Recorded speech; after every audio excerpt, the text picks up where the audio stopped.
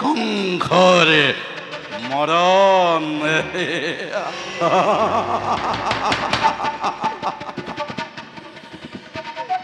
কি কৰিবা বসুদেৱ, অমৃতত গৰল উঠিল।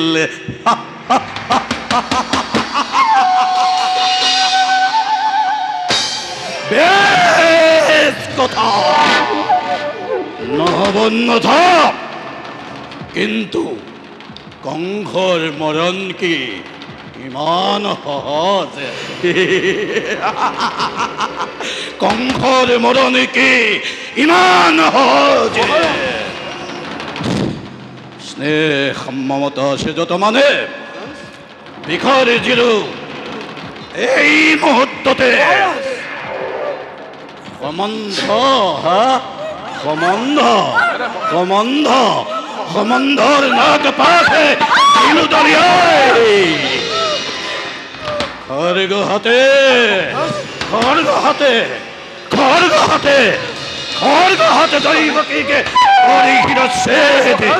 মুক্ত হব খোঁজা কংসৰ মৃত্যুৰ দ্বাৰে ভামেৰে যুদ্ধ কৰি শিৰ কাললৈ।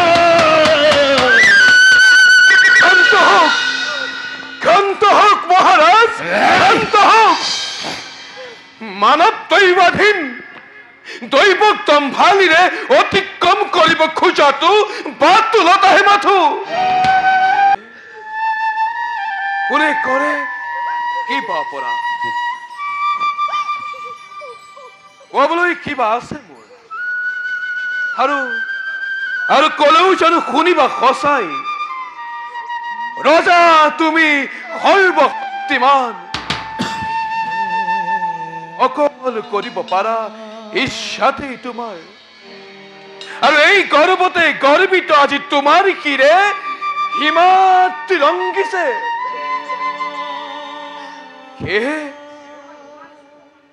সেয়েহে হত্যা কৰি ভগ্নীক নিজৰ মৰণকো তুমি উঠিব খুজিছা। পৰিহাস নালাগে কৰিব, বিলম্বই ঘটাই বিঘিনি। তুমি হেন জ্যেষ্ঠ ভাতৃ দাদাৰ হাতত, তেনেহলে এই মৃত্যুক মই দেৱতাৰ দান বুলি হাঁহি মুখে কৰিম গ্ৰহণ। মই হাঁহি মুখে কৰিম গ্ৰহণ।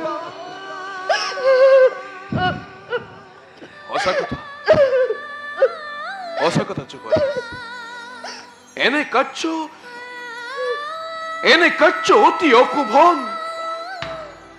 নারী হত্যা, ভগ্নী হত্যারে কলঙ্কর কালিমাখানি ক্ষত্রিয় রকি শিশি বিনা প্রয়োজনে তুমি রঞ্জিত করিবা। এনে কার্য করা যদি ইচ্ছাতেই তোমার, যুগে যুগে জগতর বীরর সমাজে শত মুখে তোমাক করিব গঞ্জনা। নলব তোমার নাম, নলব তোমার নাম ঘৃণাতে লাজতে। ঘৃণাতে লাজতে, ঘৃণাতে লাজতে আৰু তাৰে